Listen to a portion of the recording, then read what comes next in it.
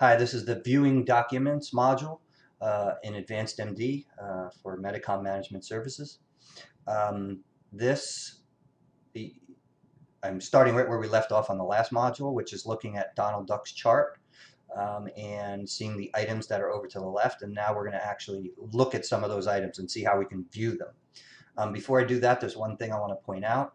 When navigating to a patient's record, if you go back to your chart up here and hover over it, this will leave you with some links here to open your past. I think it's 4 or 5 patients will sit up here. So if you were looking at Susan Smith earlier and then you looked at Donald Duck for a while and you say, hey, I need to go back to Susan Smith to finish something up, this kind of leaves you a little shortcut to quickly go back to your recent patients. Okay. And as you search for the next patient, that patient will show up on this list too. So we're going to start with Donald Duck, and the objective here is to actually look at this X-ray and these charts and see what they're composed of. So let's look at a visit first. So if I single click on this established patient visit, you'll notice this is where the information is going to show up. This is really information about this visit or about this appointment. And there are some tabs here that give you information. This is the charge slip. Again, this is a demo key, so this isn't our charge slip. And really, we don't really use the charge slip. It's really not necessary to use this charge slip, but it does default to show you it. If you click here on appointment, it gives you a little bit more information about the appointment. Patient's name, what type of appointment it is. Again, I haven't really found any real reason to be in this area, but if you find yourself in this area, realize that you've clicked on the visit itself. Okay, typically you're going to be dealing with the documents inside the visit. So let's start with this chart here and let's view this chart. Now this should have been a scan of some sort. Again, this is a demo key, so it's probably not a chart, but I'm going to double click on this chart. All right, so this chart actually turns out to be a document file. So it's going to be a Word document. Okay, I'm just going to open it just to look at it. This really isn't going to suit our needs for the demo. Other than to realize someone scanned this document file into the patient's record and it maintained itself as a document, so it's editable. Okay, I'm going to close that. See if we can find something more appropriate here. Let's try to look at this chart. Actually, let's look at this X-ray. All right, so I'm going to double click this X-ray. Now this really wouldn't be an X-ray, it'd probably be an X-ray report, but what we've got scanned in there is an image. So you can actually scan images into a patient's record. Let's take a look at this chart. I'm hoping to find a PDF. There we go, that's a PDF.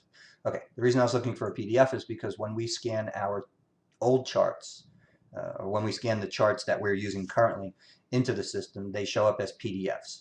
So PDFs preview right in this window. This is actually Adobe Reader within the window of AdvancedMD. All right, and it has 2 tabs, the Information tab and the Preview tab. The front desk is probably familiar with the Information tab, although it doesn't want to show up at the moment. Let's try that again. There we go. Because this just gives us a little bit of information about the document. Its name, who saved it, when it was saved, what folder it's in. We talked about folders before.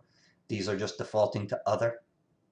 And that's why we always want to make sure we're looking at all folders, because it's very difficult to keep track of where everything is and in what folder. Okay, so the preview window should show us a preview. If you want more real estate, you can actually open it here. If you hit open, Adobe will actually open in its own window and allow you to see it a little bit larger. More real estate. I'm going to close that though. And we can look at it within AdvancedMD. Again, if you want a little more real estate, you can actually do this. Scroll this guy up and scroll this guy down. Okay. Within here, you can zoom and zoom out. And you can scroll. This would be a patient's medical record, by the way. Or it's basically Adobe. You can use page up and down if you prefer. I'm hitting my page down right now on my keyboard. Okay. If you want to print it, there's your printer.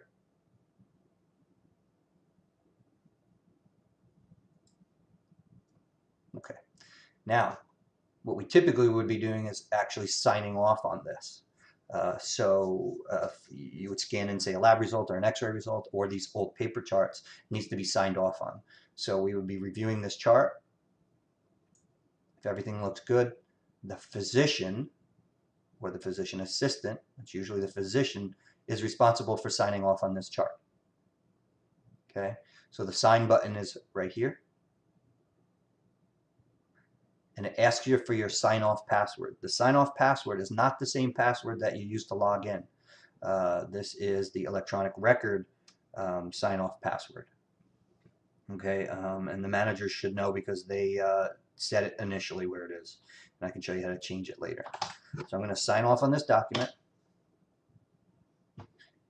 which was this chart. And if you notice, it turned white. It was yellow, it turned white. It's signed off on. Okay, and I can see that if I go into the information tab that I signed it and what time I signed it. Okay, so it's saved earlier today and signed.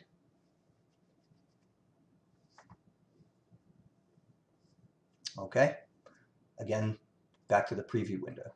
Now you also notice that this chart is open and my x-ray is still open. Every time you open an item in a patient's chart, the tabs up here just keep moving. So if I want to close this, I can X out of the chart and I'm back to my x-ray. Then I'm back to that. This was the Word document. I'll close that. This is the appointment. I'll close that. You don't necessarily need to do that, but just know that every time you open a document, they just keep showing up so that you can flip between them.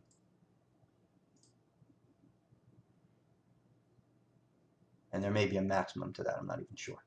It seems to keep going. Okay, and you can close these, like I said,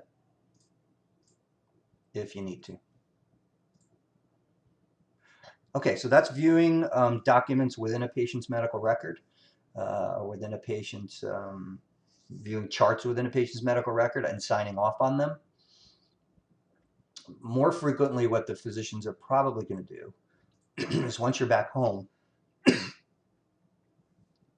can also sign off on items in the review bin. So this is your review bin in the center. And if we want, there's a lot of items to review here. But again, if you go up here to the review tab, I can give it all my real estate and see everything. Okay.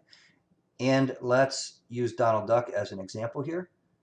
Donald Duck's, there are 3 items that are sitting in the review bin here. The review bin, just to define it, if I haven't already, is any item that has not been signed electronically.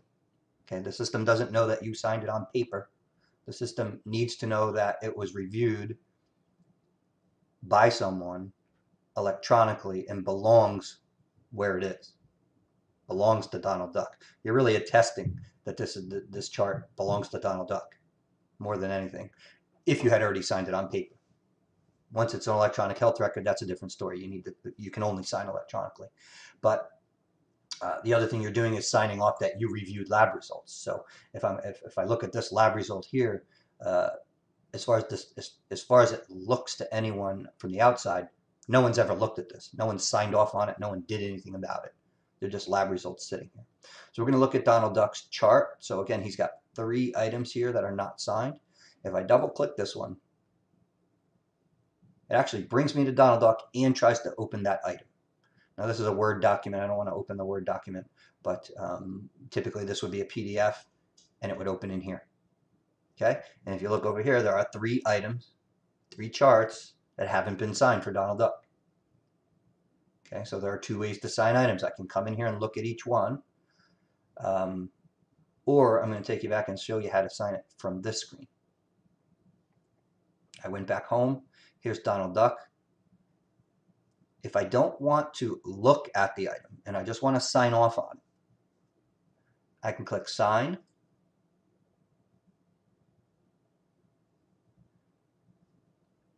Then there's a button here on the left, which is a little bit hidden. I have to scroll down a little bit. See, I don't have enough real estate here. To go to the sign off selected. If I hit sign off selected, I get back to that sign off. I put in my username, my password, and that chart disappears from my review bin. Okay, so let me show you that again. I'm going to hit sign. I'm going to scroll down to sign off all selected. Or if I were in my review bin looking at it on a full screen, it's a little easier here. I'm going to hit sign and sign off. Sign, sign off. Okay, I sign off on it. It's going to ask me for my password. And if I go back to Donald Duck, he now has only one item that needs to be signed. Now the flip side of that is if I were to look at this unsigned item and sign it from this window, which I just did, it turns white. And if I go back to my review bin, it's gone from the review bin. All right, so review bin is all unsigned items that need to be looked at, co-signed, signed. Something needs to happen to them in order to remove them from your review bin. And typically more and more this will really become lab results, X-ray results. That's what you're going to begin to see. The more we get into the EHR, the less paper documents we'll have. So there'll be less to deal with in the review bin.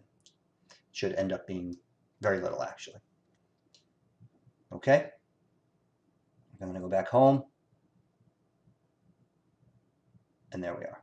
So that's how you sign off on documents. Now, there's one very big shortcut to signing off on documents. I'm going to open my review bin. First of all, it should be pretty obvious. I could sign off on multiple items simply by selecting them. Except for that one. Okay, I'm signing off on 5 items in a matter of a few clicks, and they'll be removed from my review bin when it refreshes. Okay, if you really want to get a lot of things done and you want to sign everything, you can click this one. So I went up to sign here, and I'm clicking on and off. I could sign simply by hitting this. My electronic signature will be on every one of these documents permanently. Okay, so there are times when that's appropriate, and there are times when it's going to be used and it's not appropriate. All right, so let's end that module here. You should see now basically how to sign off on a patient document and how to get to the documents, how to find patients and navigate to patients. One thing I didn't show you is that if you double click on any of these patients, it brings you into their record. Okay.